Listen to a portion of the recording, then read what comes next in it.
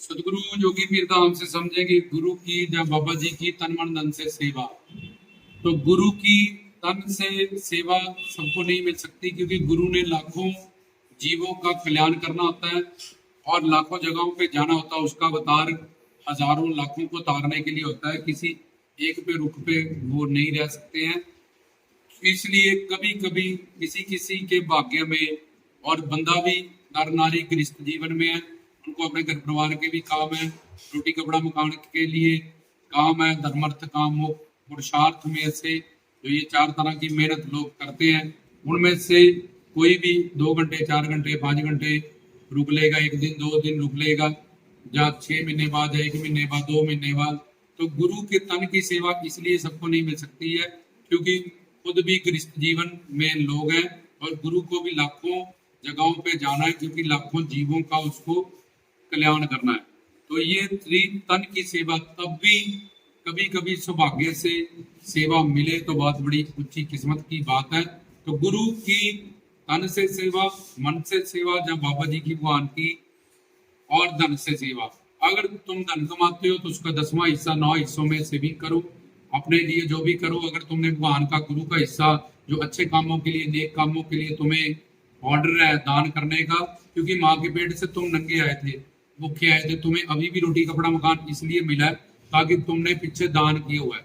अगर आगे नहीं करोगे, दलिदर बनोगे, गरीब बनोगे, 2 टाइम की रोटी के लिए तरसोगे और फिर पाप करोगे, फिर नरक जाओगे, फिर 84 लाख में घूमोगे, फिर मनुष्य बनोगे, फिर दलिदर तो होगी, 1 टाइम की सब्जी और रोटी खाने के लिए भी तरसोगे, फिर पाप करोगे पेट की आग के लिए, फिर नरक जाओगे।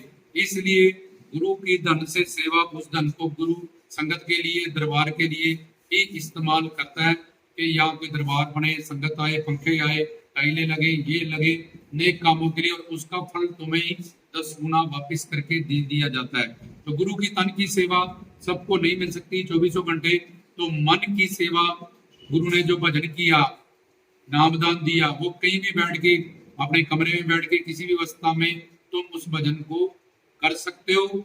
इसलिए गुरु चाहे निराकार स्वरूप है, चाहे साकार स्वरूप है, उनका दिया हुआ गुरु मंत्र हमारे पास है, जिससे हम 24 घंटे जुड़ के अपने मन को पवित्र कर सकते हैं, अपने पापों को नष्ट कर सकते हैं। और तीनों सेवाओं का एक ही फल है। जो तन से सेवा करे उसको भी वही फल है, जो धन से सेवा करे उसको भी। अगर कोई धन दे दे बहुत बड़ा, लेकिन सेवादारी ना हो, तन से सेवा करने वाला, तब भी बात नहीं बनेगी। अगर तन से सेवा करने वाले बहुत है, बर्तन मांजने वाले, और कोई भी काम हो रहा है जो भी सेवा का, लेकिन धन ही नहीं आ रहा, तो फिर कहाँ से सेवा करेंगे वो। तो तन से, मन से, अगर तन के सेवादार भी है, कोई झाड़ू पोछा कर रहा है, कोई बर्तनों की सेवा कर रहा है, कोई टाइलों की सेवा कर रहा है, कोई कुछ सेवा कर रहा है, तन से जो भी सेवा जिसके हिस्से में आ रही है, लेकिन धन नहीं है तो कहाँ किसकी सेवा करेंगे। कोई दरबार बनाने के लिए, मंदिर बनाने के लिए, दरबार बनाने के लिए, और हमें धन, तन मन धन तीनों चीजें हैं। तो इसलिए तन वाला सेवा भी उतनी उसकी वैल्यू है, उसको भी वही फल है। धन वाले सेवा को भी उतना ही। गुरु को ये बात का पता होता है कि ये नहीं है कि ये पैसा देता है तो ये ज्यादा इंपॉर्टेंस हो जाएगा, इसकी भी उतनी वैल्यू है जो बर्तन साफ करता है, जो झाड़ू पोछा करता है। तो तन से सेवा, मन से सेवा, धन से। अब तन वाले भी हैं और धन वाले भी हैं। मन से वहां कोई पूजा पाठ भजन कीर्तन नहीं होता, तो बिल्डिंग बन के रह जाएगी जैसे तुम्हारा घर है। इसलिए तन, मन और धन तीनों की सेवाओं का फल एक जैसा होता है। तन की सेवा कभी कभी मिल सकती है, मन की सेवा 24 घंटे कहीं भी हम बैठ के कर सकते हैं। गुरु ने जो मंत्र किया है उसका जाप करके, उसका सिमरन करके, किसी भी अवस्था में, किसी भी जगह में, और अपने मन में, बुद्धि में उनका ज्ञान भर के, उसके अनुसार उसका चिंतन करना, बार बार अपने मन को उनके नाम, गुण, रूप, लीला, धाम, संतों से ही जोड़ के रखना, सत्संग करना, ये मन की सेवा। ये सबसे बड़ी सेवा है। सबसे नीचे होती है धन की सेवा, उससे बड़ी होती है तन की सेवा, उससे बड़ी होती है मन की सेवा, पर तीनों सेवाओं का फल एक ही होता है।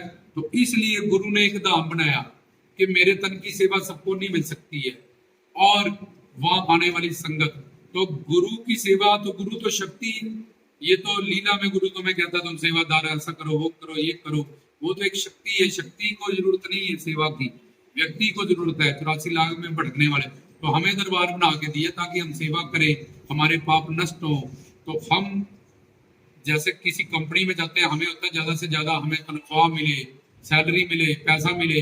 तो ऐसे ही हमें पाप नष्ट करने, उनकी करीबी चाहिए, प्रेम चाहिए, रहमत चाहिए, जोड़ियां भरनी है, संसार के सुख चाहिए, करदार के सुख चाहिए, तो सेवा करनी पड़ेगी। तो तन से, मन से, धन से, किसी और के लिए नहीं, किसी के बाप पे एहसान नहीं करना, अपने लिए करनी है, ताकि रहमत हो, कृपा हो, और जो हमें चाहिए सदगुरु से हमें प्राप्त हो। तो उन्होंने एक धाम बना दिया। इस बात को समझते हुए कि मेरे तन की सेवा सबको 24 घंटे नहीं मिल सकती, और सारे ही बोलेंगे मैं रोटी बनानी है, सारे बंदे रोटी पे लग जाएंगे, तो बाकी तो काम ही रुक जाए। सारे बोलेंगे हम झाड़ू पोछा ही लगाना, तो ये काम रुक जाएगी। इसलिए ये सेवा करे, वो सेवा करे, वो सेवा करे। जब वो उससे फ्री हो गया, फिर वो अगली सेवा करे। मिल बांट के सारे दरबारों पे सेवाएं होती है, गुरु भाई बहन मिलजुल के करते हैं। जिसके सेवा अब अपना देखो, ये नहीं कि मेरी ये ड्यूटी है मैं यहाँ से फ्री है मेरी सेवा थोड़ी, तो तुम्हारी कमाई वहां से चलेगी। तुम बोला यार यहाँ कमा लिया, बर्तनों पे चप्पलों पे कमा लिया, अब मैं यहाँ कमाऊं, अब मैं यहाँ कमाऊं, यही तो मेरे साथ जाएगा, यही तो मेरा एटीएम भर रहा है दिन रात सुबह शाम। मेरे को मौका मिला अगर दरबार पे आने का, गुरु के पास रहने का, जुड़ने का, तो मैं हर दिन दिन दुगनी रात चौगनी कमाई करूं। कोई भी पल सिर्फ थोड़ी देर में तन से, मन से, धन से नामदान। ये तन भी मेरा नहीं है, ये तन भी गुरु का है, इसको सेवा में लगाऊं, धाम की सेवा में लगाऊं, संगत की सेवा में लगाऊं। मैं पड़ी रहती हूँ खाट पे, तोड़ने हाय मैं बीमार दवाई खाऊं, चलूं उसके आगे, क्योंकि तन भी गुरु को दे चुकी हूँ। और ये ऐसे ही मैं सारा जीवन बिता दूंगी तो क्या हासिल करूंगी? अंत में मेरा एटीएम बड़ा कम भरेगा, जिससे मुझे नुकसान होगा। तो मुझे अवसर मिला है, मौका मिला है, मैं ज्यादा से ज्यादा कमाई करूं। जैसे सेठ 10-10 रुपए जोड़ के इतना बड़ा करोड़पति अरबपति बन जाता है, ऐसे ही सत्संगी गुरुमुखी चेला चेलियन को समझ होती है कि अपना काम ही है यार, सेवादार है हम, सेवा करना हमारा धर्म है, हमारा काम है। तो हम हर वक्त की सेवा हो, ये सेवा कर ली वो करो, वो कर ली वो कर लो। आप थक गए हैं थोड़ी रेस्ट करो, कि रेस्ट इसलिए कर रहे हैं ताकि उठ के फिर सेवा करेंगे, अपना प्रारब्ध बढ़ाएंगे, उनसे प्यार, करीबी, रहमतें हमें मिलेंगी। तो तन मन धन की सेवा में से गुरु ने इस बात को समझते हुए एक धाम बना दिया होता है, दरबार बना दिया होता है। उस धाम की सेवा का फल और तन मन धन की सेवा का फल सेम होता है, जैसे कि गुरु के तन की सेवा का फल है। और जितना कोई गुप्त सेवा पीछे रह के करता है, नीचो ऊंच करे मेरा होवे, गुरु के आगे आगे जान के ओके नहीं करता, गुप्त सेवा करता, उसको भी ना पता चले कि आपने कराई जी महाराज, ये बाथरूम आपने साफ करा लिए, ये झाड़ू पोछा आपने करा लिए। मैं कहाँ थी कि झाड़ू पोछा करने वाली किसी मंदिर मस्जिद गुरुद्वारों में? तो ये जो मैं कर पाई हूँ अच्छा काम, ये आप ही की कृपा, आपके प्रवचनों का असर है, ये मैं आपको ही समर्पित करती हूँ। तो जो चीज गुरु को समर्पित करते हैं वो कितने गुना होके वापिस हमें मैं तो जो कहता मैंने किया, मैंने तो बर्तन मांझ दिए, अब तुम कर, मैं क्यों मांझू, और मैं तो सुबह से लगी। तो उसको कुछ प्राप्त नहीं होता, क्योंकि उसको ज्ञान ही कुछ नहीं।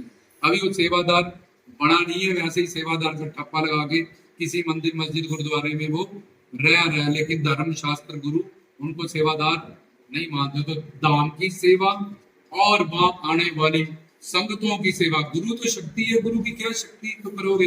तो ब्रह्म ज्ञानी का भोजन ज्ञान, उसको ना भूखी लगती है, वो तो जानबूझ के खाता कि कोई बनाएगा, कोई आटा गूंदेगा, कोई पकाएगा, कोई सेकेगा तो इनको फल मिल जाए।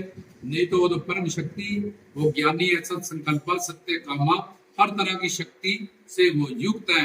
वो मानव लीला करने हैं, इसलिए वो खाता पीता उठता बैठता डांटता ये सब कुछ है। वैसा ऐसा कुछ भी उसको जरूरत नहीं है। वो तो ज्ञान बोलता जाता है, प्रवचन देता जाता है, उसका पेट भरता जाता है, ब्रह्म ज्ञानी का भोजन ज्ञान। लेकिन हमारा कल्याण करने के लिए वो चद्दर मेरा बेड साफ करो, ये करो, मेरे जूते ले आओ, मेरे वो करो, ताकि हमारा कल्याण हो जाए, हमारे पाप धुल जाए, हमारी प्रारब्ध बढ़े। तो ऐसे ही गुरु ने फिर दरबार धाम बनाया है कि करना है तो धाम की सेवा करो, करनी है तो गुरु प्यारी साथ संगत की सेवा करो, जो नए जीव आने वाले उनका सत्कार करो, वंड छको, सबको बांट के सेवा दो, साथ लगाओ, ताकि उनको और ज्यादा फल मिले। तुम्हें तो सेवा मिली है, तुमने एक जीवा को और सेवा दे दी, तो उसका फल भी तुम्हें मिलेगा। इसलिए तन और मन और धन की सेवा एक बराबर है। गुरु के धाम की सेवा, गुरु प्यारी साथ संगत की सेवा का जो वैल्यू है वो गुरु की तन की सेवा से भी ज्यादा है, क्योंकि गुरु एक शक्ति, और जितनी निमानगी में कोई सेवा करेगा और गुप्त सेवा करेगा कि मैं जुतियों पे खड़ा हूंगा, मैं बर्तन पे खड़ा हूंगा, मैं बाथरूमों में, तो नीचे ऊंच करे मेरा गोविंद, उतने ही ज्यादा पाप ज्यादा नष्ट करेगा, उसका अंतःकरण उतना ही ज्यादा गंदा है।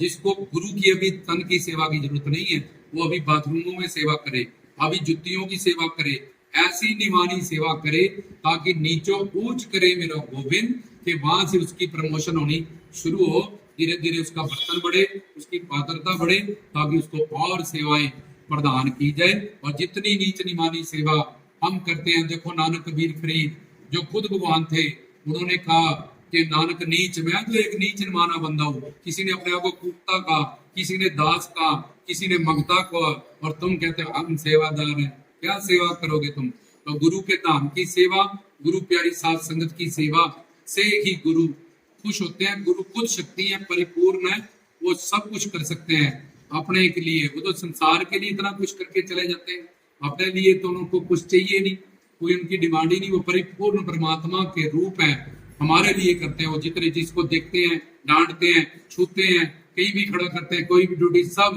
दो ही काम गुरु कर सकते हैं। या तो अपने लोक में रहेंगे वो अपने परमहंस रूप में, अवतारी रूप में, या फिर मानव चोला धारण करके इस धरती पे आएंगे।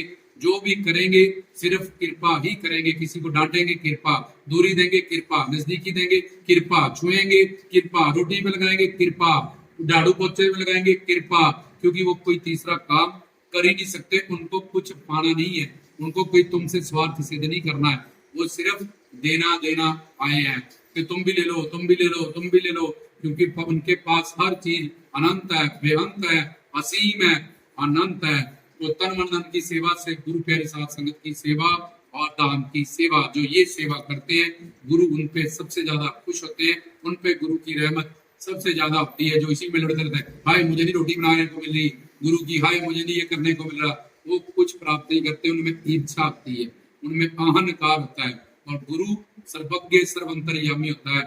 वो देखता है, वो जुतियों पे जो खड़ा है मेरा चेला, उस पे मैं सबसे ज्यादा, जो ट्रैफिक पे ड्यूटी कर रहा है उस पे मैं सबसे ज्यादा विशेष कृपा कर रहा हूँ, जो बाथरूम में सेवा कर रहा है, जो जिसको पति ने अपने दिमाग में सेवा रखी है, मैंने इतने घंटे कर ली, हाथों में रखी है, वो तो उसके दिमाग से जुड़ी है या हाथों से जुड़ी है। और जो भूल गया कि पता नहीं यार है ही सेवादार, क्या बोले, सेवा करना तो धर्म है, कर्तव्य है। हर जगह बड़े बड़े गुरु पीर साधु संत फकीर सेवा करते हैं। खुद हमारे गुरु सारी जिंदगी और एक एक पल संगत की सेवा करें, तो मैं सेवा ना करूं तो मेरे पे लानत है, धिक्कार है सेवा करने का। और सेवा मैं किसी पे एहसान नहीं कर रहा हूँ, अपने लिए कर रहा हूँ। इससे मेरी कमाई बढ़ेगी, रहमत बढ़ेगी, करीबी बढ़ेगी, पाप नष्ट होंगे, मन शुद्ध होगा।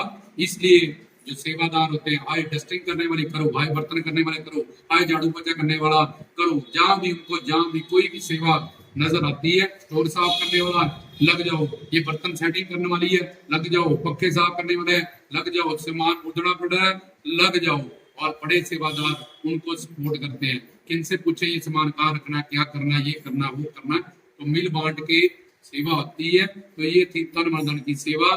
जो सेवादार है, गुरु के धाम की सेवा और गुरु प्यारी साध संगत की सेवा ज्यादा करें, ताकि उनको ज्यादा फल मिले। कभी भी ये ना सोचे कि इनको तन की सेवा मिल रही है तो ये सचखंड चले जाएंगे, वैकुंठ चले जाएंगे, जहाँ बड़े महान है, या गुरु जी के बड़े खास होंगे, विशेष होंगे।